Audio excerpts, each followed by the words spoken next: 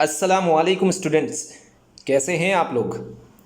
आज के इस लेक्चर में हम अपने कल के चैप्टर टुवर्ड्स ग्रीन एनर्जी को आगे कंटिन्यू करेंगे।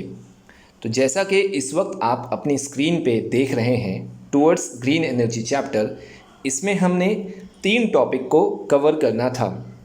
अब फर्स्ट वाले टॉपिक में use of various energy sources, कौन कौन से एनर्जी सोर्सेस यूज़ किए जाते हैं वो हमने कल ये टॉपिक कवर किया था।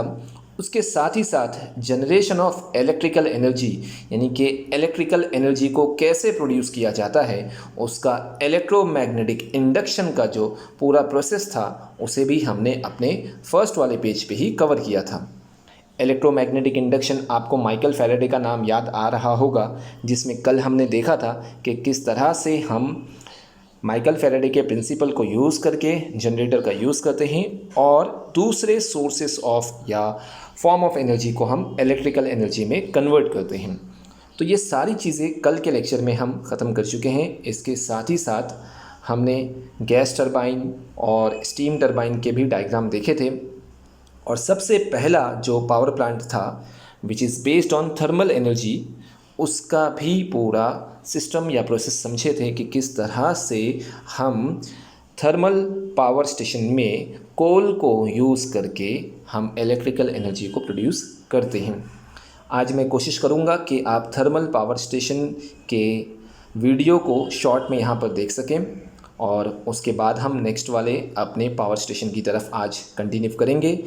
मैं कल के रिवीजन पे आपको ये बता दूं कि यहाँ पर हमने thermal energy based electric power station को स्टार्ट किया था और उसमें किस तरह से प्रोसेस के थ्रू इलेक्ट्रिकल एनर्जी प्रोड्यूस होती थी, इस फ्लो चार्ट पे आप देख सकते हैं 5.5 में।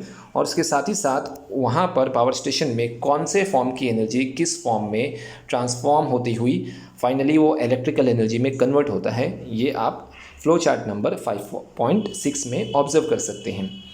उसके बाद यहाँ से होते हुए स्टूडेंट हम लोगों ने इस डायग्राम को भी ऑब्ज़र्व किया था। ये थर्मल पावर स्टेशन का एक स्कीमेटिक डायग्राम है जिसमें आप देख सकते हैं कि वहाँ एक बॉयलर है जो इम्पॉर्टेंट रोल प्ले करता है, जहाँ हम फ्यूल को यूज़ करते हैं और वाटर को वहाँ पे बहुत ज़्यादा हीट करते हैं जिससे वो स्टीम में कन्वर्ट होता है। स्टीम से फिर वो जहाँ पर जनरेटर के टरबाइन रखे होते हैं वहाँ से उस स्टीम को गुजारा जाता है, पास किया जाता है, जिससे टरबाइन रोटेट होते हैं। फिर जनरेटर का मैग्नेट रोटेट होता है, चेंज इन मैग्नेटिक फील्ड होती है and then electrical energy produce होती है।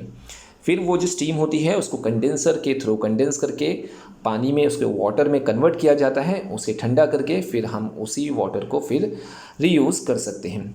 और कंबशन की वजह से बॉयलर में बहुत सारा कोल जब हम कंबशन करते हैं, जलाते हैं, तो उसकी वजह से बहुत सारा एयर पॉल्यूशन भी क्रिएट हो सकता है, होता भी है, जिसे आप यहाँ पर स्टैक यानी कि जो बड़ी बड़ी चिमनीज़ होती हैं वहाँ से निकलने वाले स्मोक के फॉर्म में देख सकते हैं इस डायग्राम में। तो ये सारी चीज़ें कवर करने के बाद हम इस पूरे पावर स्टेशन को, उनका प्रोसेस को समझ चुके थे और इस पावर स्टेशन से रिलेटेड जो भी प्रॉब्लम्स थे स्टूडेंट, उसे भी हमने कल यहाँ 3 पॉइंट्स के फॉर्म में देखा था। इस वक्त आप उन प्रॉब्लम्स को अपनी स्क्रीन पे देख रहे होंगे। एयर पॉल्यूशन एक सबसे बड़ा मेजर प्रॉब्लम था। उसके साथ ही साथ एयर पॉल्यूशन के साथ ही साथ जो हमारा कोल को बर्न करने की वजह से जब वो इनकम्प्लीट बर्न होता है तो सूट पार्टिकल्स एयर के अंदर मिक्स होते हैं, वो भी एयर पॉल्यूशन है, जिसकी वजह से हेल्थ हज़ार्ड्स ज़्यादा हो सकता है और रेस्पिरेटरी सिस्टम जो होता है उससे बहुत अफेक्टेड होता है। तीसरा और एक और मेजर प्रॉब्लम ये कि जो फ्यूल है वो एक लिमिटेड सोर्स ऑफ एनर्जी है, उसको हम अर्थ में से मिनरल्स के फॉर्म में से कितने सालों से निकाल रहे हैं, निकालते निकालते एक वक्त ऐसा आएगा कि उसकी अवेलेबिलिटी भी जो होगी वो ख़त्म हो सकती है। तो ये 3 मेजर प्रॉब्लम हम डिस्कस कर चुके थे। उसके साथ ही स्टूडेंट ये आप जो बॉक्स देख रहे हैं, डू यू नो, हमने इस बॉक्स में इस चीज़ की इन्फॉर्मेशन देखी थी कि कौन से प्लेस पे इंडिया की कई जगहों पर और थर्मल पावर स्टेशन का यूज़ करके कई ज़्यादा क्वांटिटी में एनर्जी का प्रोडक्शन होता है, तो आप उसे भी रिवाइज कर सकते हैं। तो स्टूडेंट यहाँ तक हमारा कल का चैप्टर था। आज हम इस चैप्टर को आगे कंटिन्यू करते हैं। कोशिश करेंगे कि हम कल की तरह ही इस थ्योरी पार्ट वाले चैप्टर को फटाफट कंप्लीट कर लें।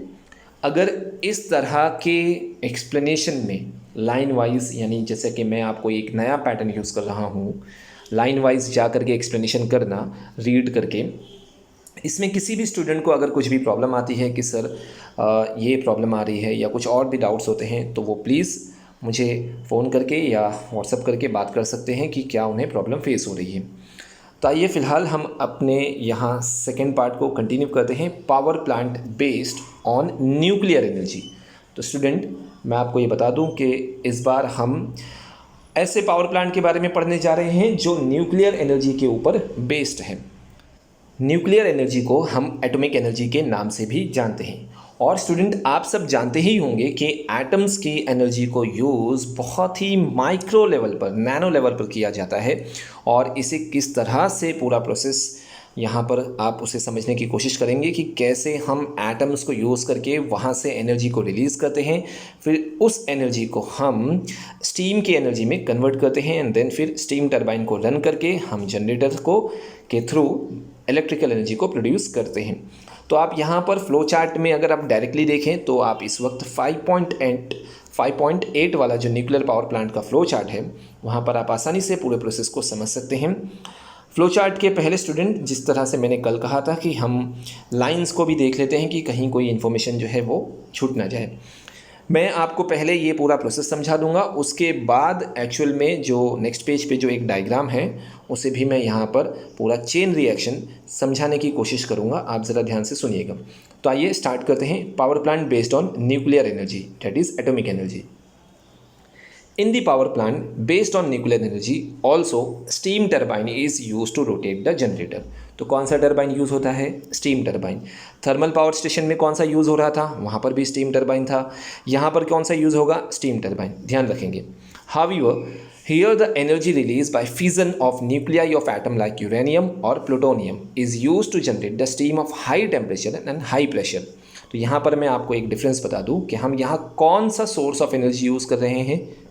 तो बताइए, यहाँ पर हम एटम्स यूज़ करते हैं। ख़ासकर यहाँ पे जो एटम्स यूज़ होता है वो होता है यूरेनियम का और प्लूटोनियम का। ये दो ऐसे एटम हैं जिसे हम यूज़ करते हैं अपने न्यूक्लियर पावर स्टेशन में। एक्चुअल में ये एटम ऐसे होते हैं जो अनस्टेबल टाइप के होते हैं। इनमें से एनर्जी रिलीज़ होती है, उसे हम आगे प्रोसेस में समझेंगे। यहाँ पर एक और वर्ड आया है फिजन, FISSION। फिजन का मतलब होता है स्टूडेंट ब्रेक होना। ब्रेक मतलब अलग अलग होना। तो हम फिजन प्रोसेस के थ्रू इन एटम्स के जो न्यूक्लियस होते हैं उनको ब्रेक करते हैं एंड देन ब्रेक होने के टाइम पे वहाँ पर कुछ एनर्जी भी रिलीज़ होती है। तो उसी एनर्जी को हम यहाँ पर यूज़ करते हैं। एक बार फिर आप लाइन देखिए, the energy release by fission, fission मतलब ब्रेक होना। Energy released by fission of nuclei of atoms, nuclei का मतलब न्यूक्लियस ऑफ एटम। कौन से एटम? लाइक यूरेनियम और plutonium. Is use to generate the steam of high temperature and high pressure. Steam बनाते हैं high temperature और high pressure की। The energy in the steam rotate the turbine. अब वो जो स्टीम में, जैसे कि हमने कल के स्टेशन में देखे थे थर्मल वाले, उसमें हमने देखा था कि स्टीम जो है वो टरबाइन को रोटेट कराता था, which in turn drives the generator producing electricity and then फिर जनरेटर से होते हुए इलेक्ट्रिसिटी का प्रोडक्शन होता था। फ्लो चार्ट आप देख सकते हो। अब सबसे पहले हम स्टार्ट करेंगे यहाँ पर। अगर आप देखें नीचे की तरफ पिंक कलर के बॉक्स में फ्यूल लिखा हुआ है, यूरेनियम और प्लूटोनियम। यहाँ यूज़ करते हैं उसको nuclear reactor for nuclear fission. जो न्यूक्लियर रिएक्टर होते हैं, इसका डायग्राम या इसका वीडियो हम देखने की कोशिश करेंगे कि फ्यूल को वहाँ पर यूज़ करते हैं और न्यूक्लियर रिएक्टर में यूज़ करके पूरा चेन रिएक्शन होता है। वो ब्रेक होता है, फिर वहाँ पर एनर्जी रिलीज़ होती है, फिर उस एनर्जी को यूज़ करते हैं हम लोग स्टीम एनर्जी को प्रोड्यूस करने के लिए। फिर उससे सिस्टम में लाते हैं, system for steam generation from water. और जैसा कि थर्मल पावर स्टेशन में होता है पूरे सिस्टम में, तो उसी एनर्जी को फिर हम यहाँ लाते हैं। कहाँ पर? सिस्टम में, जहाँ पर वाटर से किसको कन्वर्ट किया जाता है? स्टीम में। एंड देन स्टीम एनर्जी को यूज़ करते हैं टरबाइन को रोटेट करने के लिए, और फिर उसके बाद जनरेटर, और जनरेटर के अंदर magnet, change in magnetic field and then फिर इलेक्ट्रिकल एनर्जी। आप देख सकते हैं कि स्टीम एनर्जी से एक एरो नीचे की तरफ भी आया है। वो क्या सिस्टम है? System for conversion of steam back into water, जैसा कि हमने कल थर्मल पावर स्टेशन में भी ऑब्जर्व किया था। तो कि एक बार स्टीम का यूज़ होने के बाद उस स्टीम का जो प्रेशर है या टेम्परेचर है वो रिड्यूस हो जाता है। हम कंडेंसेशन प्रोसेस के थ्रू उस स्टीम को हम कन्वर्ट करते हैं वाटर में, और फिर उसे हम वापस से यूज़ कर सकते हैं स्टीम में कन्वर्ट करने के लिए। तो ये पूरा फ्लो चार्ट था न्यूक्लियर पावर स्टेशन का। यहाँ पर सबसे इम्पॉर्टेंट है फ्यूल, यूरेनियम और प्लूटोनियम। आइए आगे देखते हैं कि यहाँ पर ट्रांसफॉर्मेशन ऑफ एनर्जी जो है वो किस तरह से हुआ है। आप पैराग्राफ ऑब्जर्व करिए। दस here nuclear energy is converted into thermal energy. Nuclear energy को किस में कन्वर्ट किया गया? थर्मल एनर्जी में। आप फ्लो चार्ट भी ऑब्जर्व कर सकते हैं। मैं फर्स्ट वाली लाइन पढ़ रहा हूँ, ध्यान दीजिए। Thermal energy is converted into kinetic energy of steam. Kinetic energy of steam is converted into kinetic energy of turbine, and finally the kinetic energy of turbine is converted into electrical energy। अब आप बताइए मुझे student, इस पूरे paragraph के अंदर वही चीज़ है जो फ्लो चार्ट में लिखी हुई है नीचे वाले। तो ज़्यादा कुछ भी मुश्किल नहीं है, इसलिए मैंने इस चैप्टर को सोचा कि इसी तरीके से आपको मैं पढ़ाते हुए चलूँ, है ना। अगर मैं अपने तरीके से बहुत सारी बातें बोलते जाऊंगा तो बहुत सी अलग इन्फॉर्मेशन होती है और कुछ इन्फॉर्मेशन यहाँ से मिस हो जाती है। तो लाइन वाइज हम देख रहे हैं यहाँ पर फ्लो चार्ट नंबर 5.9। सबसे पहले अगर हम ट्रांसफॉर्मेशन ऑफ एनर्जी देखें तो न्यूक्लियर एनर्जी किस में कन्वर्ट होता है? थर्मल एनर्जी में। और थर्मल एनर्जी को हम यूज़ करते हैं वाटर को कन्वर्ट करने के लिए, किस में? स्टीम में। तो स्टीम में क्या आ जाएगा? Kinetic energy. तो थर्ड वाला ऑप्शन आपके पास है kinetic energy in steam. Kinetic energy जो स्टीम में होता है उसे हम यूज़ करते हैं टरबाइन को रोटेट कराने के लिए। और टरबाइन रोटेट होगा मतलब घूमेगा ना, मोशन में रहेगा, तो मोशन वाली चीज़ों में काइनेटिक एनर्जी होती है। देन फिर टरबाइन की काइनेटिक एनर्जी को यूज़ करते हैं हम किसके अंदर? जनरेटर के अंदर जो मैग्नेट होता है उसे रोटेट करने के लिए।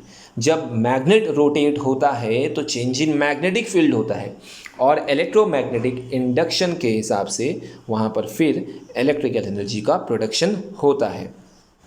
अब स्टूडेंट, ट्रांसफॉर्मेशन ऑफ एनर्जी के बाद हम इसके अंदर के प्रोसेस को समझने की कोशिश करते हैं, जो सबसे इम्पॉर्टेंट है, जिसे मैं चेन रिएक्शन का नाम दूंगा, यानी कि जिसे चेन रिएक्शन का नाम दिया जाता है। आइए समझते हैं कि चेन रिएक्शन क्या होता है, कैसे यूरेनियम और प्लूटोनियम को यूज़ करके हम वहाँ पर न्यूक्लियर एनर्जी से थर्मल एनर्जी कन्वर्ट करते हैं। तो उस प्रोसेस को समझना है और उसी प्रोसेस का नाम है चेन रिएक्शन। आप ज़रा ध्यान से देखेंगे तो जैसा कि यहाँ पर सबसे पहले आप देख चुके हैं कि हम जो फ्यूल यूज़ करते हैं वो न्यूक्लियर फ्यूल होता है, जिसके लिए हम बेसिकली रेडियो एक्टिव जो सब्सटेंस होते हैं यूरेनियम के और प्लूटोनियम के उसे यूज़ करते हैं। अब उसे किस प्रोसेस के थ्रू यूज़ किया जाता है, आइए मैं उसे यहाँ पर समझा दूँ कैसे उसे यूज़ करते हैं। इस वक्त आप अपने स्क्रीन पे एक डायग्राम देख रहे हैं 5.10। ये डायग्राम जिसे मैं जूम कर रहा हूँ, आप यहाँ देख सकते हैं, ये वाले डायग्राम की मैं बात कर रहा हूँ 5.10 में, जिसके नीचे लिखा हुआ है न्यूक्लियर फिजन चेन रिएक्शन। आइए पहले इसे यहाँ समझ लेते हैं, उसके बाद हम फिर पैराग्राफ भी रीड कर लेंगे कि क्या इन्फॉर्मेशन उसमें है।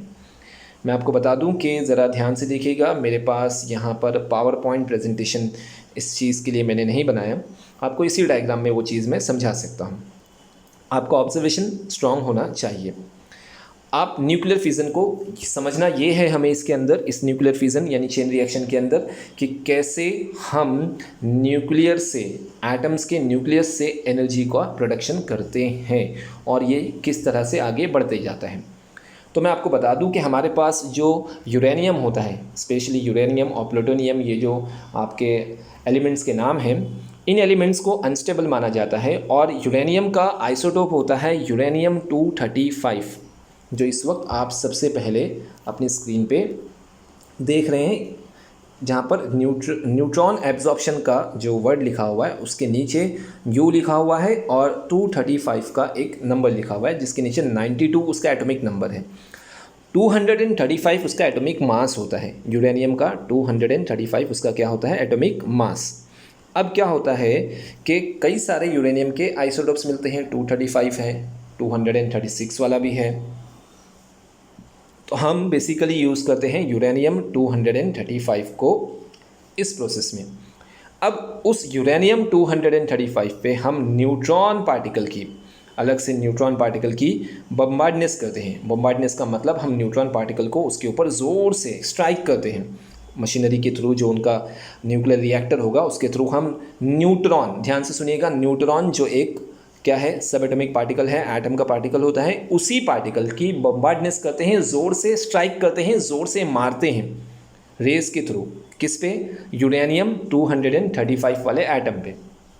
जब ये न्यूट्रॉन यूरेनियम 235 वाले एटम पे स्ट्राइक होता है तो वो वहाँ पर न्यूट्रॉन का एब्जॉर्प्शन हो जाता है। वो एक न्यूट्रॉन जा कर के उस 35 में ऐड हो जाएगा, तो कितना हो जाएगा 236, जिसे आप इस वक्त यहाँ सेकंड वाले पर्पल कलर में देख सकते हैं। 236 उसके नीचे लिखा गया है। ठीक है, तो एक न्यूट्रॉन ऐड हो गया। ऐड होने के साथ वो 236 वाला जो यूरेनियम है वो बहुत ही अनस्टेबल एटम माना जाता है। वो स्टेबल नहीं होता।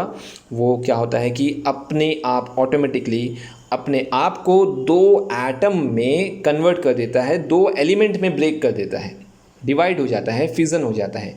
एक बेरियम का और एक क्रिप्टन का। नाम सुनिए, बेरियम जिसे आप ऊपर पिंक कलर के सर्कल से समझ सकते हैं और क्रिप्टन जिसे आप नीचे ग्रीन कलर के डॉट से समझ सकते हैं। तो बेरियम और क्रिप्टन, जब यूरेनियम 236 अनस्टेबल होने की वजह से ब्रेक होता है तो दो नए एलिमेंट बनते हैं, एक बेरियम का और एक क्रिप्टन का। बेरियम का एटॉमिक मास 141 होता है, क्रिप्टन का एटॉमिक मास होता है 92। अब ये दोनों जो नए एलिमेंट्स यहाँ पर बने हैं, अगर हम इन दोनों के एटॉमिक मास को प्लस करें तब भी वो अपने ओरिजिनल यूरेनियम वाले 236 से 3 की क्वांटिटी में कम होता है। तो वहाँ से 3 न्यूट्रॉन भी रिलीज़ होते हैं, जो इस वक्त आप अपने इस पीले कलर के बॉक्स में 1, 2 और 3 न्यूट्रॉन देख सकते हैं। N लिखा हुआ है, N फॉर न्यूट्रॉन।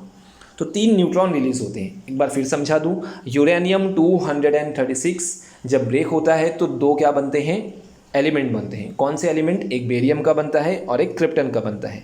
बेरियम का एटॉमिक मास कितना बताया स्टूडेंट मैंने? 141। क्रिप्टन का एटॉमिक मास 92। आप इन दोनों को प्लस करिए, आपको टोटल आएगा 233। जो ब्रेक हुआ था वो कौन था? यूरेनियम था। कितना एटॉमिक मास था? 236। जो दो नए बने हैं उनका एटॉमिक मास कितना आया? 233। कितने का डिफरेंस है? 3 का डिफरेंस है। वो 3 कहाँ गए? वो 3 न्यूट्रॉन रिलीज़ हुए। क्या रिलीज़ हुए? 3 न्यूट्रॉन रिलीज़ हुए। और साथ ही साथ जब इस तरीके से ब्रेकेज होता है, जब इस तरीके से फिज़न होता है, तो आप नीचे की तरफ रेड कलर के सर्कल में 200 MeV लिखा हुआ देख सकते हैं, जिसका मतलब होता है 200 मेगा इलेक्ट्रॉन वोल्ट। ये एनर्जी का रिलीज़ वहाँ पर होता है, 200 मेगा इलेक्ट्रॉन वोल्ट। समझ में आ रहा है? तो यहाँ पर आप देख सकते हैं रेड कलर के सर्कल में कि जब एक यूरेनियम का 236 वाला एटम जब ब्रेक डाउन होकर के क्रिप्टन और बेरियम के दो एलिमेंट या दो एटम बनाता है, साथ में वो 3 न्यूट्रॉन भी रिलीज़ करता है और कुछ अमाउंट ऑफ एनर्जी रिलीज़ होती है, जो हम 200 मेगा इलेक्ट्रॉन वोल्ट के नाम से यहाँ पर रेड कलर में देख सकते हैं। अब हमारे लिए जो यूज़फुल है वो एनर्जी तो है 200 मेगा इलेक्ट्रॉन वोल्ट। जो एनर्जी आप रेड कलर के सर्कल में देख रहे हैं, एक रिएक्शन में जो येलो कलर का वर्टिकल रेक्टेंगल है, मैं इस वक्त यहाँ की बात कर रहा हूँ, येलो कलर का वर्टिकल रेक्टेंगल जो ऊपर से नीचे आया है उसमें की बात कर रहा हूँ, वो एक चेन रिएक्शन हुआ है। एक रिएक्शन में 200 मेगा इलेक्ट्रॉन वोल्ट का क्या प्रोडक्शन हुआ? एनर्जी का प्रोडक्शन हुआ। साथ ही हमें वहाँ पर क्या मिले? 3 नए इलेक्ट्रॉन मिले, न्यूट्रॉन मिले जो रिलीज़ हुए। अब वो 3 नए न्यूट्रॉन आप येलो कलर के बॉक्स के आगे की तरफ देखें, राइट हैंड की तरफ, तो 3 नए न्यूट्रॉन 3 अलग अलग यूरेनियम के एटम पे उनका बम्बार्डनेस किया जाने लगा है। क्योंकि 3 नए न्यूट्रॉन जब फ्री हो जाते हैं तो उनका यूज़ तो करेंगे ना हम। तो वो 3 नए न्यूट्रॉन, पहले हमने एक का यूज़ किया था, एक से कितने फ्री हो गए? 3 बन गए। साथ में एनर्जी रिलीज़ हो गई 200 मेगा इलेक्ट्रॉन वोल्ट का। हमारे लिए एनर्जी तो यूज़फुल है, लेकिन इसे चेन रिएक्शन क्यों कहते हैं, हमें वो समझना है। तो 3 नए न्यूट्रॉन जो फ्री हुए हैं उनको हम ऐसे ही नहीं छोड़ेंगे। इन 3 नए न्यूट्रॉन को हम यूज़ करेंगे 3 अदर यूरेनियम 235 वाले एटम पे बम्बार्डनेस करने के लिए, और फिर से ये प्रोसेस स्टार्ट होता है। लेकिन इस बार एक एटम पे नहीं हो रहा है, इस बार 3 एटम पे हो रहा है। तो ये तीनों एटम जब आगे चल के यूरेनियम 235 से पहले किस में कन्वर्ट होंगे? 236। एक एक न्यूट्रॉन गेन कर लेंगे, जिससे आप आगे पर्पल कलर का जो आपका यहाँ पर 3 सर्कल दिख रहा है वो यूरेनियम 236 का है। तो वो 3 बन गए। फिर वो यूरेनियम 236 क्या होता है? अनस्टेबल होता है, जैसे मैंने आपको पहले बताया। अनस्टेबल होने की वजह से वो ब्रेक डाउन हो जाएगा, उसका फिजन होगा। किस में होगा? एक बनेगा बेरियम 141 वाला जो पिंक कलर का डॉट है, सर्कल है, एक बनेगा क्रिप्टन 92 वाला जो ग्रीन कलर का सर्कल है। और एक चेन रिएक्शन में फिर से क्या होगा? 200 मेगा इलेक्ट्रॉन वोल्ट की एनर्जी रिलीज होगी, जो आप यहाँ पर आगे एक चेन रिएक्शन में देख रहे हैं, लेकिन एक साथ कितने रिएक्शन हो रहे हैं? 3 रिएक्शन हो रहे हैं। तो एक जगह, 2 जगह और 3 जगह वो 200 मेगा इलेक्ट्रॉन वोल्ट लिखा हुआ है। समझ में आ रहा है? और साथ ही साथ स्टूडेंट आप ये भी देख सकते हैं कि वहाँ पर हर चेन रिएक्शन में 3 न्यूट्रॉन के पार्टिकल्स रिलीज़ हो रहे हैं, जो आगे चल के 3 और रिएक्शन को कैरी फॉरवर्ड करेंगे। यहाँ से ऊपर वाला 3 रिएक्शन आगे प्रोसेस में कंटिन्यूस करेगा। मिडल वाला जो 3 न्यूट्रॉन रिलीज़ हुए हैं वो आगे चल के फिर से क्या करेंगे? 3 नए रिएक्शन को कंटिन्यू करेंगे। नीचे वाले में जो 3 न्यूट्रॉन रिलीज़ हुए हैं वो भी 3 नए रिएक्शन को कंटिन्यू करेंगे। इस तरीके से आगे चल के वो 27 एटम्स को क्या करेंगे? ब्रेक डाउन करेंगे। फिर 27 को 3 टाइम मल्टीप्लाई करो तो जितनी क्वांटिटी आती है उतने एटम्स ब्रेक डाउन होंगे, और ये चेन रिएक्शन आगे बढ़ते जाता है। यानी एक एटम से स्टार्ट हुआ और आगे चल के अनलिमिटेड नंबर्स ऑफ एटम्स को हम ब्रेक डाउन कर सकते हैं। तो ये कंटिन्यूसली चलते रहता है, ये कंट्रोल मैनर में होता है। हम इसे स्टॉप भी कर सकते हैं with in a control manner. ठीक है, तो इस पूरे रिएक्शन को चेन रिएक्शन का नाम दिया जाता है न्यूक्लियर फिजन। तो उम्मीद करो स्टूडेंट कि इस तरह से समझाना थोड़ा मुश्किल होता है, क्योंकि मैं आपको यहाँ कुछ दिखा नहीं रहा हूँ, बस एक डायग्राम दिखा रहा हूँ और उसी डायग्राम के थ्रू मैं आपको समझाने की कोशिश कर रहा हूँ। फिर भी मैं ये उम्मीद कर रहा हूँ आप लोगों से कि आपको समझ में आया होगा न्यूक्लियर फिजन का रिएक्शन। तो इस तरह से हर एक रिएक्शन में 200 मेगा इलेक्ट्रॉन वोल्ट का एनर्जी का रिलीज़ होता है वहाँ पर, और यही एनर्जी अब 1, 2, 3, 4 या 27 या उससे ज़्यादा इतने एटम्स तो ब्रेक नहीं होते, ये बहुत छोटे माइक्रो लेवल पर हो रहा है। तो बहुत सारे एटम में एक साथ ये सारे रिएक्शन होता है, तो बहुत सारी एनर्जी क्या होती है? रिलीज़ होती है, और उसी एनर्जी को थर्मल एनर्जी में कन्वर्ट करके वाटर को स्टीम में कन्वर्ट किया जाता है, जैसा कि हम पहले भी देख चुके हैं। तो आइए स्टूडेंट हम फिर अपने पेज की तरफ बढ़ते हैं जहाँ पर हमने इस चेन रिएक्शन को देखना था। समझ में आया स्टूडेंट? न्यूक्लियर एनर्जी से आप एक बार फ्लो चार्ट देख सकते हैं फिर से। न्यूक्लियर एनर्जी से थर्मल एनर्जी, थर्मल से kinetic energy in steam, kinetic energy से टरबाइन रोटेट किया जाएगा, और टरबाइन के आगे का पूरा प्रोसेस आप जानते हो। टरबाइन रोटेट होगा तो मैग्नेट जो जनरेटर में यूज़ होता है वो रोटेट होगा। मैग्नेट अगर रोटेट हुआ तो चेंज इन मैग्नेटिक फील्ड, और change in magnetic field can produce electric current, यानी कि इलेक्ट्रिकल एनर्जी प्रोड्यूस हो जाएगा। ठीक है, तो ये सारा प्रोसेस को हम ऑलरेडी समझ चुके हैं। अब हमें एक बार उन पैराग्राफ को देख लेना है जो चेन रिएक्शन को यहाँ पर डिस्क्राइब करते हैं। आइए फटाफट उसे भी ऑब्जर्व कर लेते हैं। इस वक्त आप पेज नंबर 50 पे लास्ट वाला पैराग्राफ देख रहे हैं कि किस तरह से चेन रिएक्शन कंप्लीट होता है। When neutron is bombarded on atom of uranium 235, ध्यान से सुनिए, सारा प्रोसेस मैं आपको समझा चुका हूँ, आपको वही चीज़ रिवाइज्ड हो जाएगा अगर आप ध्यान से सुनेंगे। तो neutron is bombarded on atom of uranium 235, 235 वाला जिसका एटॉमिक मास होता है, उस एटम पे न्यूट्रॉन की बॉम्बार्डनेस की जाती है। इट एब्जॉर्ब द न्यूट्रॉन, वो एक एब्जॉर्ब कर लेगा एंड कन्वर्ट हो जाएगा इनटू इट्स आइसोटोप्स। यूरेनियम 236 में कन्वर्ट हो गया। लेकिन क्या बताया था student? Uranium 236 being extremely unstable converts into atoms of barium and krypton through a process of fission, releasing 3 neutrons and 200 mega electron volt energy.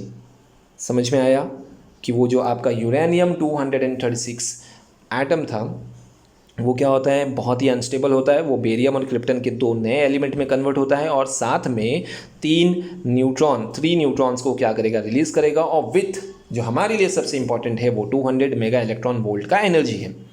The 3 neutrons generated in this process cause fission of 3 other uranium 235 atom releasing more energy। तो जो 3 neutron पहले वाले step में release हुए हैं उनको हम use करेंगे किसके लिए? 3 अदर फिज़न के प्रोसेस को कंप्लीट करने के लिए। समझ में आया स्टूडेंट? तो जैसा कि आप यहाँ पर डायग्राम में देख सकते हैं ना, वैसे ही वहाँ पर लिखा हुआ है। ठीक है, आइए नेक्स्ट पैराग्राफ देखते हैं कि ये क्या कह रहा है। The neutrons release in this reaction release more energy through fission of more uranium nuclei. तो तो जो न्यूट्रॉन रिलीज़ होते हैं, न्यूट्रॉन रिलीज़ होने के साथ साथ हमारे लिए जो इम्पॉर्टेंट चीज़ है जो रेड कलर के सर्कल में लिखा हुआ है वो है एनर्जी का रिलीज़। समझ में आ रहा है? तो जैसे जैसे एटम ब्रेक होते हैं वैसे वैसे वहाँ एनर्जी का रिलीज़ भी होता है। तो यहाँ फर्स्ट वाली लाइन आप देख सकते हैं, the neutrons released in this reaction release more energy through fission of, fission का मतलब तोड़ना, अलग अलग करना, फिजन ऑफ मोर यूरेनियम के न्यूक्लियस को। This process of fission of uranium 235 atoms continues and is called the chain reaction.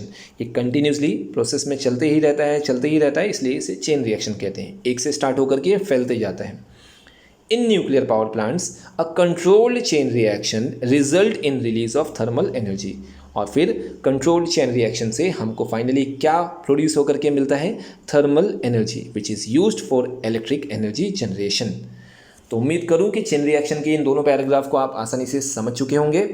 आइए हम न्यूक्लियर पावर प्लांट के स्कीमेटिक डायग्राम को भी देख लेते हैं कि वहाँ पावर प्लांट का डायग्राम किस तरह से होता है। अगर आप गौर से देखो तो ये हमें थर्मल पावर प्लांट के डायग्राम से थोड़ा सी सिमिलर लग रहा है। कूलिंग टावर है और यहाँ पर बॉयलर है, पंप है, कंडेंसर है, टरबाइन है, जनरेटर है, ये सारी चीज़ें। सिर्फ अलग चीज़ एक है कि यहाँ पर न्यूक्लियर रिएक्टर है और वहाँ पर क्या था कि न्यूक्लियर रिएक्टर नाम की कोई चीज़ नहीं थी। ठीक है, तो न्यूक्लियर रिएक्टर में क्या होगा? चेन रिएक्शन होगा। चेन रिएक्शन में फिर आप जानते हैं कि 200 मेगा इलेक्ट्रॉन वोल्ट एक रिएक्शन में रिलीज़ होता है। तो ऐसे नंबर ऑफ रिएक्शन कंटिन्यूसली चलते हैं तो बहुत ज़्यादा एनर्जी रिलीज़ होती होगी।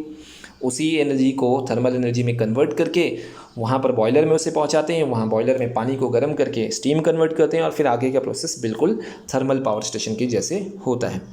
तो ये था उसका diagram for nuclear power plant. अब हम सब जानते हैं कि न्यूक्लियर पावर प्लांट है, एक एटॉमिक रिएक्टर होता है, तो इसके साथ कुछ प्रॉब्लम्स भी जुड़े होंगे। अगर आपको याद होगा कल के प्रॉब्लम्स जो थर्मल पावर स्टेशन के साथ जुड़े थे, एयर पॉल्यूशन का, रेस्पिरेटरी सिस्टम का, और उसके बाद लिमिटेड सोर्स ऑफ कोल जो था वो भी एक प्रॉब्लम था। उसी तरीके से आइए यहाँ पर देखते हैं कि क्या हो सकता है, क्या प्रॉब्लम्स हो सकते हैं न्यूक्लियर पावर प्लांट के साथ। तो स्टूडेंट यहाँ पर अगर हम प्रॉब्लम्स की बात करें तो आप यहाँ फर्स्ट वाला प्रॉब्लम देख सकते हैं, the products after fission of nuclear fuel.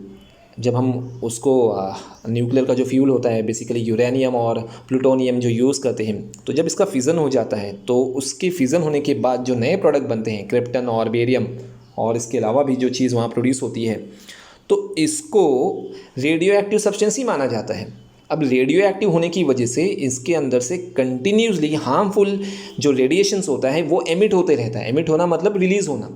अब वो हार्मफुल रेडिएशन अगर वो ह्यूमन या एनिमल्स या प्लांटेशन के कांटेक्ट में आए तो वो क्या होता है कि उनके डीएनए को चेंज करता है, और डीएनए के अंदर रेडिएशन होने की वजह से हमारी जो जनरेशन है वो पूरी जनरेशन के अंदर कई अलग अलग तरह की डिजीज़ और कैंसर के इफ़ेक्ट दिखने लगते हैं।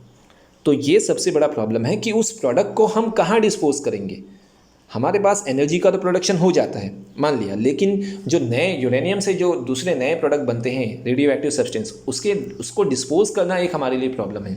तो आइए उसी प्रॉब्लम की तरफ यहाँ लिखा हुआ है, the products after fusion of nuclear fuel are also radio active and emit harmful radiation.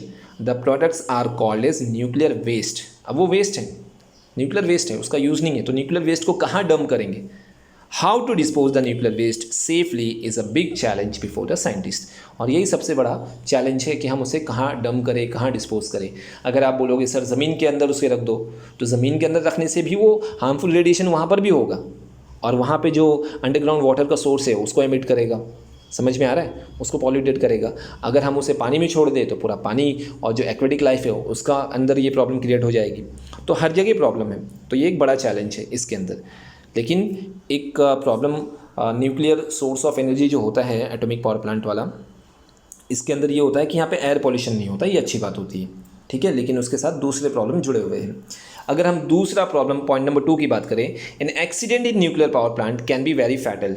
अगर खुदा ना खास्ता कभी गलती से कोई एक्सीडेंट हो गया, जो अक्सर हमें सुनने में आते रहते हैं, अक्सर मतलब अगर हम एग्जांपल लें तो रशिया में आपको याद होगा बहुत साल पहले, आप नहीं जानते होंगे, मैं आपको हिस्ट्री बताता हूँ। चेरनोबिल के प्लेस पे एक ऐसा एक्सीडेंट हो चुका है रशिया में, चेरनोबिल के प्लेस पे। वहाँ पर एटॉमिक जो रिएक्टर थे वो डैमेज हुए थे और उसमें से एक्सीडेंट होने की वजह से आज भी वो पूरा इलाका बहुत ज़्यादा रेडियो एक्टिव सब्सटेंस से भरा पड़ा हुआ है। उसी के साथ अगर आप जापान की बात करें तो फुकुशिमा नाम का जो उनका रिएक्टर था, जब वहाँ फ्लड आया था आज से कुछ 5-6 साल पहले की बात है, तो उसमें भी बहुत ज़्यादा एक्सीडेंट हुए थे और बहुत सारे प्रॉब्लम क्रिएट हुए थे। तो ये सारी चीज़ें होती हैं, एक्सीडेंट हो सकते हैं कहीं पर भी। तो an accident in nuclear power plant can be very fatal. Fatal का मतलब जानलेवा, खतरा, डेंजरस हो सकता है। This is because the accident may result in release of very harmful radiation. और ये रेडिएशन सिर्फ एक जनरेशन तक नहीं होते। इन रेडिएशन से हमारी जो करंट जनरेशन है उसको तो हार्म पहुंच ही रहा है, लेकिन ये रेडिएशन डीएनए तक पहुंच जाते हैं और फिर डीएनए के थ्रू वो जनरेशन टू जनरेशन क्या होते रहते हैं, चेंज होते रहते हैं, उसके उनके अंदर भी ट्रांसफ़र होते रहते हैं। समझ में आ रहा है? तो प्रॉब्लम बहुत बड़ी है। एक जनरेशन तक होगा, एक्सीडेंट हुआ, ठीक है, चलो ख़त्म हो गया, कुछ लोग को की डेथ हो गई, वो हमारे लिए सैडनेस का माहौल होता है, लेकिन हम कवर कर सकते हैं। लेकिन ये इतना बड़ा प्रॉब्लम क्रिएट करता है कि जैसे आप देख सकते हो एग्जांपल में जापान का हिरोशिमा और नागासाकी वाला एटॉमिक बम का, जिसे अमेरिका ने सेकेंड वर्ल्ड वॉर में ड्रॉप किया था, एक 6 अगस्त को और एक 9 अगस्त को, याद होगा आपको अगर आपने हिस्ट्री पढ़ा है तो वहाँ पर भी उनका जो इफ़ेक्ट है, उस बॉम्ब का जो इफ़ेक्ट है, रेडियो एक्टिव एटॉमिक रेडिएशन का जो इफ़ेक्ट है, वो आज की जनरेशन में भी दिखता है। वो अलग बात है, जापान ने बहुत ज़्यादा तरक्की करके, डेवलपमेंट करके अपनी इकोनॉमी को कवर कर लिया है, लेकिन जो इफ़ेक्ट है वो आप वहाँ के ह्यूमन बीइंग, प्लांटेशन और पानी, इवन एयर में भी देख सकते हैं। तो ये मेन प्रॉब्लम्स थी। तो आइए इन प्रॉब्लम के बाद हम अपने तीसरे वाले पावर स्टेशन की तरफ बढ़ते हैं, जो आप इस वक्त अपनी स्क्रीन पे देख रहे हैं। तो स्टूडेंट, आपको ये भी ज़रा मैं याद दिला दूं कि अब तक हमने power station which is based on thermal power station, coal, वो वाला कंप्लीट कर दिया है। उसके बाद अभी हमने न्यूक्लियर पावर स्टेशन जो था एटॉमिक वाला, वो भी कवर किया है। अब हम तीसरे की तरफ बढ़ रहे हैं, power generation plant based on energy of natural gas. तो पहला अगर हम बोल सकते हैं थर्मल पावर स्टेशन, दूसरा न्यूक्लियर पावर स्टेशन, तीसरा नेचुरल गैस। ये तीसरा वाला स्टार्ट कर रहे हैं, देखते हैं कि यहाँ पर क्या चीज़ें हमें पढ़ना है। तो अगर हम नेचुरल गैस के बारे में स्टार्ट करें तो फ्लो चार्ट आपके सामने है, किस तरह से यहाँ पे एनर्जी का प्रोडक्शन होगा वो आसानी से समझ में आ रहा है। ठीक है, आप 3 लाइन के पैराग्राफ में और उस फ्लो चार्ट में एक जैसी बातें ही लिखी हैं। अगर हम फ्लो चार्ट को देखें तो यहाँ पर हम बस क्या देख सकते हैं कि प्रीवियस दोनों पावर स्टेशन में जो टरबाइन यूज़ हो रहा था वो स्टीम टरबाइन था, और यहाँ पर जो टरबाइन यूज़ होगा वो होगा गैस का टरबाइन। एक ये डिफरेंस है, समझ में आया? आइए पैराग्राफ देखते हैं।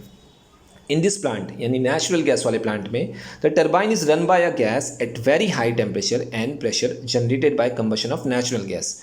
तो टरबाइन को रन कौन कर रहा है? गैस रन करता है। स्टीम का नाम यहाँ पे नहीं लिया गया है, ध्यान से सुनिए, गैस। अब ये गैस कैसे प्रोड्यूस होती है? तो जो नेचुरल गैस है उसको जलाते हैं, उसको बर्न करते हैं, उसका कंबशन होता है। तो नेचुरल गैस का कंबशन की वजह से अलग टाइप की गैस प्रोड्यूस होती है और उस गैस को यूज़ किया जाता है टरबाइन को रन करने के लिए, विच इज़ गैस टरबाइन। समझ में आया? एक बार फिर से आप देखिए, the turbine is run by a gas at very high temperature and pressure generated by combustion of natural gas। उसके बाद आप फ्लो चार्ट आसानी से यहाँ पे देख सकते हैं कि किस तरह से हुआ है। सबसे पहले अगर हम बात करें तो वहाँ पर लिखा हुआ है कंबशन चैम्बर, और कंबशन चैम्बर में 2 जो बॉक्सेस हैं वो एक साथ जा कर के आपको मिल रहे होंगे। जैसे कि नीचे की तरफ से अगर हम देखें तो नेचुरल गैस, जाहिर सी बात है, बिना नेचुरल गैस पूरा पावर स्टेशन नेचुरल गैस के ऊपर डिपेंड है, तो वो तो हमारा मेन फ्यूल हुआ। लेकिन कोई भी चीज़ को जलाने के लिए हमको क्या चाहिए? एयर की रिक्वायरमेंट होती है ना, ऑक्सीजन की। तो आप लेफ्ट हैंड पे देख सकते हो compressor for the pressurised air. तो वहाँ पर एक कॉम्प्रेसर होता है जो एयर को बहुत ज़्यादा प्रेशर करके कंबशन चैम्बर के अंदर इनलेट प्रोसेस के थ्रू अंदर आता है वो एयर, और उसके साथ ही क्या? Natural gas. अब एयर और नेचुरल गैस का कंबशन होता है और वहाँ पर नए टाइप की, न्यू अलग अलग टाइप की गैस प्रोड्यूस होती है। उस गैस को वो यूज़ करते हैं थर्ड वाले स्टेप में गैस टरबाइन को रोटेट करने के लिए। एक बार टरबाइन रोटेट हुआ तो आगे का प्रोसेस तो सिमिलर होता है। टरबाइन रोटेट होगा तो जनरेटर के मैग्नेट रोटेट होंगे। मैग्नेट अगर रोटेट हुआ तो चेंज इन मैग्नेटिक फील्ड, और चेंज इन मैग्नेटिक फील्ड की वजह से इलेक्ट्रिकल एनर्जी का प्रोडक्शन। तो फ्लो चार्ट मैं उम्मीद करूँ कि आसानी से समझ में आ गया। आगे बढ़ते हैं, ज़्यादा रुकते नहीं हैं। नेक्स्ट पैराग्राफ आप देख सकते हैं कि क्या चीज़ें समझाई गई हैं। There are 3 main section in this type of plant. 3 section की बात कर रहा है। Pressurised air is introduce into the combustion chamber using a compressor. In the combustion chamber the natural gas burns in presence of air. जैसा कि अभी मैंने ऊपर आपको बताया कि कंबशन चैम्बर में नेचुरल गैस को जलाते हैं इन प्रेजेंस ऑफ एयर, बिना एयर के तो कोई चीज़ जलती ही नहीं, ये आप ध्यान में रखिए। The gas at very high temperature and pressure generated in this chamber. अब उस चैम्बर के अंदर एक नई गैस जनरेट होती है। नेचुरल गैस तो जल गई, उसके जलने की वजह से एक नई गैस बनेगी। The gas at very high temperature and pressure generated in this chamber runs the turbine. तो जो नई गैस प्रोड्यूस हुई है उसका नाम यहाँ नहीं दिया गया, सिर्फ गैस लिखा हुआ है, तो वो न्यू गैस जो होती है वो टर्बाइन को रन करती है। The turbine then drives the generator to produce electricity. और वो हम सब जानते हैं कि किस तरह से वहाँ ऊपर फ्लो चार्ट में हम ऑलरेडी उसको देख चुके हैं। अब इस फ्लो चार्ट में हमको 5.13 वाले फ्लो चार्ट में देखना ये है कि ट्रांसफॉर्मेशन ऑफ एनर्जी कैसे हुआ। तो 4 स्टेप यहाँ दिखाए गए हैं कि जो अगर हम नेचुरल गैस यूज़ कर रहे हैं तो नेचुरल गैस मतलब एक केमिकल एनर्जी होगा, उस केमिकल एनर्जी को हम कन्वर्ट करते हैं काइनेटिक एनर्जी में, जो कंबशन ऑफ नेचुरल गैस की वजह से हुआ है। तो जो वहाँ पे नई गैस बनी है ना, न्यू गैस, जो नेचुरल गैस को जलाने के बाद जो कंबशन चैम्बर में एक नई गैस प्रोड्यूस होती है, तो उसके अंदर क्या रहती है, काइनेटिक एनर्जी। अब वो गैस आगे चल के कहाँ जाएगी, काइनेटिक एनर्जी को यूज़ करके वो टरबाइन को रन करेगा, तो फिर काइनेटिक एनर्जी इन टरबाइन में चलेगा, फिर वो फाइनली टरबाइन की काइनेटिक एनर्जी को कन्वर्ट करते हुए इलेक्ट्रिकल एनर्जी में। तो आप बोल सकते हो केमिकल से काइनेटिक एनर्जी और काइनेटिक एनर्जी से इलेक्ट्रिकल एनर्जी, इस तरह से ट्रांसफॉर्मेशन ऑफ एनर्जी हुआ है। ठीक है, चलिए छोटा सी प्रोसेस था यहाँ समझने के लिए। अब हम यहाँ इसके इस 3 लाइन के पैराग्राफ को भी देख लेते हैं कि क्या इन्फॉर्मेशन है।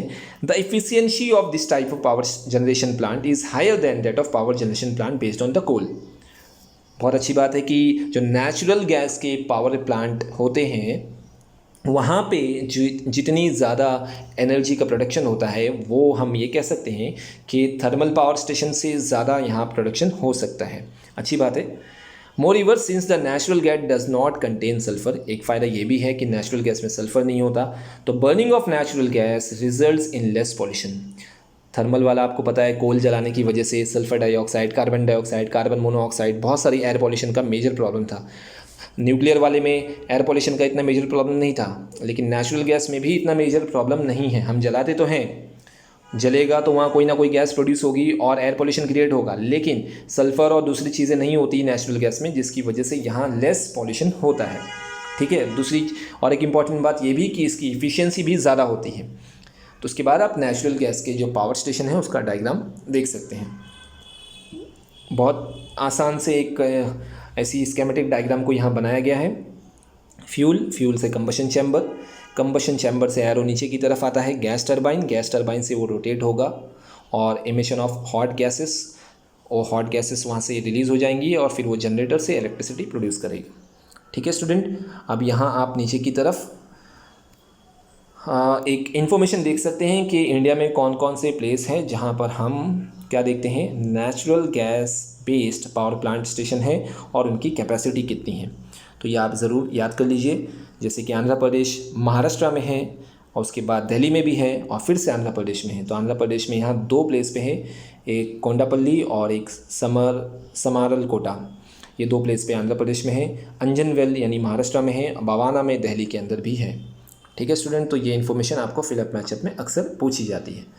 नेचुरल गैस के बाद यानी कि तीसरे पावर स्टेशन को ख़त्म करने के बाद यहाँ पर स्टूडेंट आप जो बढ़ रहे हैं, आगे की तरफ मूव कर रहे हैं, ये आप एक नया टॉपिक देखेंगे, electric energy generation and environment. अभी हम चौथे पावर स्टेशन की तरफ नहीं बढ़ रहे हैं। अब हम 3 पढ़ने के बाद चैप्टर को मिड में ये समझने की कोशिश करेंगे कि क्या क्या इन्वायरमेंट को ख़तरा हो सकता है। अभी तक हमने कोल वाला यूज़ किया, न्यूक्लियर वाला यूज़ किया और क्या यूज़ किया अभी, नेचुरल गैस का। तो इनसे इन्वायरमेंट को क्या क्या प्रॉब्लम हो सकती है, वो प्रॉब्लम को लेकर के यहाँ पर कुछ पॉइंट डिस्कस किए गए हैं। और इस पॉइंट को डिस्कस करने के बाद हम नेक्स्ट वाला पावर स्टेशन हाइड्रो इलेक्ट्रिक जो है इस तरफ बढ़ेंगे और यहाँ से हम कोशिश करें समझने की। तो आप देख सकते हैं कि यहाँ से हाइड्रो इलेक्ट्रिक एनर्जी से हम ग्रीन एनर्जी की तरफ बढ़ेंगे। तो स्टार्ट के 3 कंप्लीट करने के बाद आइए क्या क्या प्रॉब्लम है जल्दी से यहाँ देख लें। और वैसे तो ये प्रॉब्लम्स वही हैं जो अब तक हम पढ़ चुके हैं, एक बार फिर इसे यहाँ रिपीट किया गया है, रिवीजन हो जाएगा, इसलिए ज़्यादा यहाँ हम रुकेंगे नहीं, कुछ नए वर्ड्स आएंगे उसकी मीनिंग मैं आपको बताते हुए चलूँगा। ठीक है, ध्यान दीजिए फर्स्ट वाले पैराग्राफ में, electric energy generation and environment. Electricity generation based on fossil fuels like coal, natural gas and nuclear fuels like uranium and plutonium are not environment friendly. तो तीनों भी पावर स्टेशन इन्वायरमेंट फ्रेंडली नहीं है। कोल वाला भी नहीं है, thermal power station, natural gas वाला भी नहीं है, और जो आपका एटॉमिक पावर स्टेशन था वो भी नहीं है। ठीक है, क्योंकि ये तीनों भी फॉसिल फ्यूल पे चलते हैं और फॉसिल फ्यूल को यूज़ करने की वजह से बहुत सारे इन्वायरमेंट के प्रॉब्लम होते हैं, इसलिए इन्हें इन्वायरमेंट फ्रेंडली कंसीडर नहीं किया जाता। It means that if electrical energy is generated using these fuel it can lead to environmental degradation। जाहिर सी बात है, अगर हम इन फ्यूल्स को यूज़ करेंगे तो कहीं ना कहीं हमें उसका इफेक्ट भी देखना पड़ेगा। तो पॉइंट नंबर 1 ऑलरेडी हम देख चुके हैं, एयर पॉल्यूशन को लेकर के ही है। आइए फटाफट फिर देख लेते हैं। We have seen that burning of fossil fuels like coal and natural gas leads to emission of certain gases and soot particles. हमने देखा है कि अगर हम कोल और दूसरे फॉसिल फ्यूल्स को जलाएं तो वहाँ पे बहुत सारी अलग जो डेंजरस हार्मफुल गैसेस होती हैं और सूट पार्टिकल्स रिलीज होते हैं एयर के अंदर, और वो एयर को पॉल्यूशन या एयर का पॉल्यूशन करते हैं। This result in air pollution, incomplete combustion of fuels leads to formation of carbon monoxide. अब इनकम्प्लीट कंबशन कभी कभी ऐसा भी होता है कि पूरी तरीके से जो फ्यूल हो वो जल नहीं पाता, और नहीं जलने की वजह से कार्बन मोनोऑक्साइड गैस रिलीज़ होती है जो एक डेंजरस गैस मानी जाती है। गाड़ियों से भी ये गैस निकलती है कार्बन मोनोऑक्साइड, इसलिए सिटीज़ के अंदर एयर पॉल्यूशन ज़्यादा होता है। Incomplete combustion of fuels leads to formation of carbon monoxide. It adversely affect our health. Increase in percentage of carbon dioxide in the air due to burning of fuels affects environment severely. अगर हम carbon dioxide का content या उसका जो percentage है वो अगर हम एयर के अंदर इंक्रीज़ करते जाएं फ्यूल्स को जलाने की वजह से या दूसरे किसी भी प्रोसेस की वजह से, तो एक बहुत बड़ा मेजर प्रॉब्लम आजकल जो सामने आ रहा है वो मैं आपको बता दूं, ग्लोबल वार्मिंग का। ठीक है, नेक्स्ट लाइन में आप उसे देखेंगे। इन्वायरमेंट पे बहुत ज़्यादा इफेक्ट तो होता है। The phenomena of global warming is an example of this. तो कार्बन डाइऑक्साइड बढ़ने की वजह से बेसिकली क्या होता है कि अर्थ का टेम्परेचर बढ़ता है। अर्थ का टेम्परेचर जब बढ़ता है तो हम सब जानते हैं कि गर्मी बढ़ती है, और उसकी वजह से जो हमारे ग्लेशियर्स हैं, आप नॉर्थ पोल की बात करें या साउथ पोल की बात करें, जो नॉर्थ पोल में आर्कटिक ग्लेशियर्स हैं और साउथ पोल में अंटार्कटिका के जो ग्लेशियर्स हैं, या दूसरे जो बहुत ज़्यादा हाई राइज माउंटेन जो होते हैं वहाँ पर जो ग्लेशियर्स हैं, जैसे हम हिमालय रीजन की बात करें, तो इन सारे रीजन में ग्लेशियर्स गर्मी की वजह से मेल्ट हो रहे हैं। और हम सब जानते हैं कि ये मेल्ट होंगे तो पानी कहाँ जाएगा? नदियों में जाएगा, समंदर में जाएगा, सीज़ में आएगा, और जिसकी वजह से सी लेवल जो है वो बढ़ते जा रहा है। तो दूसरे बहुत सारे देशों को, कंट्रीज़ को ये प्रॉब्लम हो गई है कि सी लेवल बढ़ने की वजह से उनके डूब जाने का खतरा है। और ये प्रॉब्लम हम ऑलमोस्ट आजकल हर साल फेस करते हैं। पानी का फ्लो सिटीज़ के अंदर प्रॉपर नहीं होता। समझ में आ रहा है? तो यही है ग्लोबल वार्मिंग का प्रॉब्लम। ठीक है, the phenomena of global warming is an example of carbon dioxide gas. समझ में आया स्टूडेंट? ग्लोबल वार्मिंग, ये ग्लोबल वार्मिंग का जो कॉन्सेप्ट है पिछले 10-12 सालों में बहुत ज़्यादा रोटेट हो रहा है, यहाँ से वहाँ, टीवीओं में, फिल्मों में, और हर जगह इसका कुछ ना कुछ दिखाया जाता है ताकि लोग इससे अवेयर हो सकें और कम से कम गाड़ियों और फ्यूल वगैरह का यूज़ करें। आगे की लाइन्स देखते हैं हम। Nitrogen dioxide generated due to burning of fuels like coal, diesel, petrol etcetera lead to problem like acid rain. अब ये एसिड रेन का भी प्रॉब्लम है। अगर हम कोल जलाएं, पेट्रोल जलाएं, डीजल जलाएं, यूज़ करेंगे तो एसिड रेन का भी प्रॉब्लम होता है। और एसिड रेन, अब आप बोलेंगे सर एसिड रेन मतलब एसिड गिरता होगा। इसके बारे में हमने अपने साइंस 1 के 2nd चैप्टर में बात किया है, 3rd चैप्टर में सॉरी, कि एसिड रेन क्या होता है। कार्बोनिक एसिड के फॉर्म में, एक वीक एसिड के फॉर्म में वो रेनी सीजन के स्टार्ट में वो आता है, और फिर उसका इफेक्ट हम इन्वायरमेंट पे देख सकते हैं। ठीक है, फिर नेक्स्ट लाइन में soot particle generated due to incomplete burning of fossil fuels cause air pollution, it can leads to problem related to respiratory system like asthma. तो ये सारे कॉन्सेप्ट जो हम ऑलरेडी जानते हैं, यहाँ रीड कर लिए हमने। पहला प्रॉब्लम इन्वायरमेंट में क्या था, एक बार अगर आप रिवाइज करें तो कार्बन मोनोऑक्साइड गैस बढ़ सकती है। कार्बन डाइऑक्साइड गैस अगर बढ़ेगी तो क्या हो जाएगा, बहुत सारे इन्वायरमेंट को सीवियरली मेजर प्रॉब्लम क्रिएट होंगे। उनमें से एक एग्जांपल आपका ग्लोबल वार्मिंग है। फिर आप अगर एसिड रेन का प्रॉब्लम देख सकते हो। फिर अगर आप सोड पार्टिकल की वजह से डायरेक्टली ह्यूमन हेल्थ पे इफेक्ट होता है और बहुत सारी डिजीज़ हो सकती है। तो ये पॉइंट्स हमने फर्स्ट वाले पॉइंट में पढ़े थे। Point number 2, it took millions of years for formation of fossil fuels like coal, crude oils और natural gas। अब LPG और CNG, LPG liquefied petroleum gas, CNG compressed natural gas, ये उनके फुल फॉर्म। तो student यहाँ point number 2 में बताना वो ये चाहता है कि जो फ्यूल्स होते हैं, फॉसिल फ्यूल जो होते हैं, ये क्या होते हैं कि इनको बनने में लाखों करोड़ों साल का टाइम लगता है। अब ये बहुत लाखों साल पहले किसी न किसी प्रोसेस के थ्रू ज़मीन के अंदर या किसी आप कह सकते हैं कि जो क्लाइमेटिक कंडीशन जो होती है वो चेंज हुई होंगी और उसकी वजह से बहुत सारे जो पूरा का पूरा फॉरेस्ट है या पूरा जो एनिमल्स हैं या ह्यूमन बीइंग भी आप उसमें इंक्लूड कर सकते हैं, वो अर्थ के नीचे दब गए। ठीक है, अब उसकी वजह से चेंजेस आते गए और उसकी वजह से आज जो हम क्रूड ऑयल यूज़ करते हैं या जो कोल और फॉसिल फ्यूल यूज़ करते हैं, वो सारी चीज़ उसकी ही देन है। तो उनको लाखों साल बनने का टाइम लगता है। तो अब हम जिस स्पीड से यूज़ कर रहे हैं तो वो तो बहुत जल्दी ख़त्म हो जाएगा, और अगर वो ख़त्म हो गया तो फिर उसको बनाने के लिए क्या हम फिर लाखों साल का इंतज़ार करेंगे? तो ये एक मेजर प्रॉब्लम है, लिमिटेशन ऑफ फॉसिल फ्यूल्स। ठीक है, आइए देखते हैं। It took millions of years for formation of fossil fuels like coal, crude oils and natural gas. Also the reserves of these fossil fuels are limited. जो भी reserves है earth में वो लिमिटेड है। They are going to deplete in future, near future में जल्दी ही ख़त्म हो जाएंगे।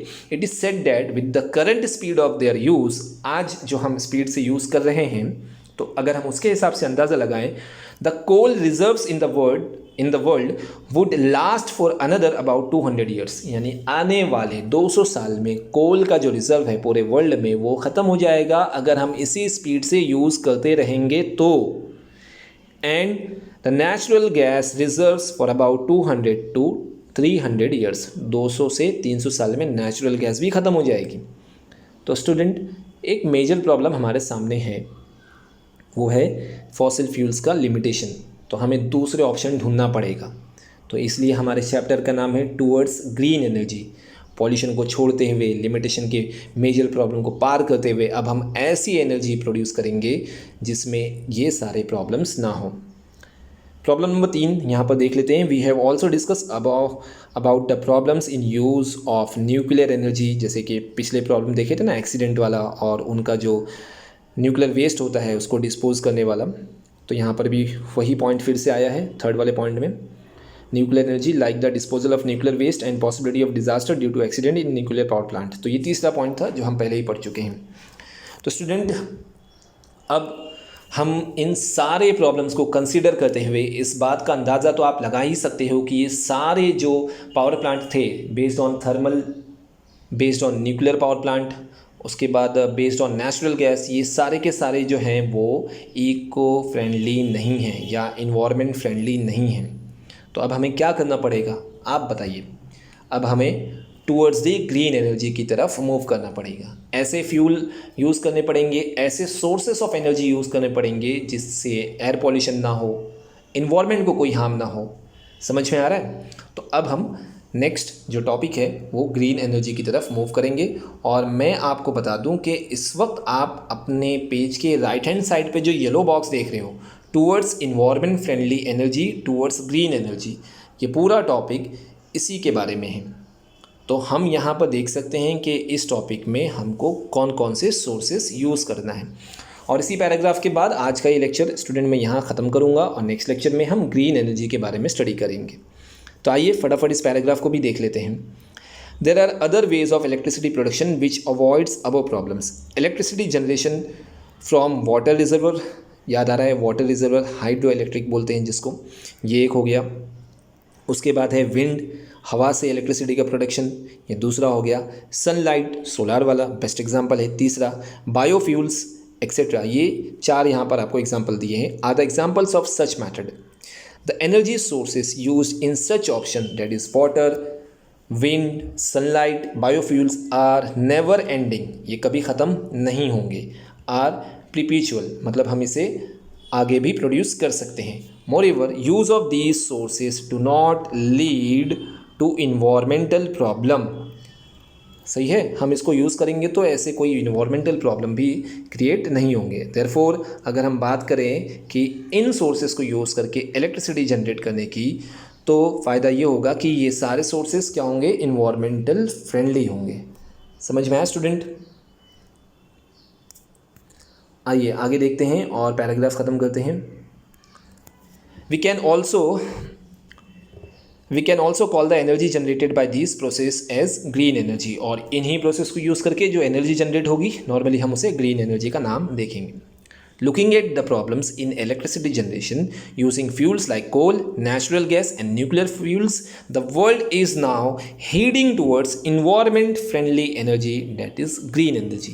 तो इस पैराग्राफ में भी यही बोला है कि ये जो प्रॉब्लम्स क्रिएट हो रहे हैं इसको देखते हुए पूरा का पूरा जो वर्ल्ड है वो अब ऐसी एनर्जी प्रोडक्शन के बारे में सोच रहा है जो ग्रीन एनर्जी हो, और उसके लिए वो सोर्सेस यूज़ कर सकते हैं। तो अब हम भी ग्रीन एनर्जी की तरफ मूव करेंगे और हम नेक्स्ट लेक्चर में हाइड्रो इलेक्ट्रिक एनर्जी के बारे में पढ़ेंगे और यहाँ से हम ग्रीन एनर्जी को स्टार्ट करेंगे। और इसके बाद आप आगे देख सकते हैं कि वैसे ही पूरा चैप्टर है, हाइड्रो इलेक्ट्रिक्स के बाद आप और चीज़ों के बारे में भी स्टडी करेंगे। तो स्टूडेंट मिलते हैं अपने नेक्स्ट लेक्चर में। आज के इस लेक्चर को मैं यहीं ख़त्म कर रहा हूँ। फिर मैं आप लोगों को बात याद दिला दूँ कि जैसे जैसे चैप्टर्स ख़त्म होते जा रहे हैं इसके जो टेक्सचुअल क्वेश्चन हैं उन्हें आपको याद करना है। नोट्स आप लोग ले चुके हैं, जिन्होंने अब तक नोट्स नहीं लिया है वो ले लें। समझ में आ रही है बात? मेरी बात आप लोगों को समझ में आ रही है ना? उसे आप ले लें और लेने के बाद याद करना शुरू कर दें, ठीक है, ताकि आपका पोर्शन भी कवर होते रहें। तो इन्हीं इंस्ट्रक्शन के साथ आज के लेक्चर को ख़त्म करता हूँ। मिलते हैं कल। अस्सलाम वालेकुम।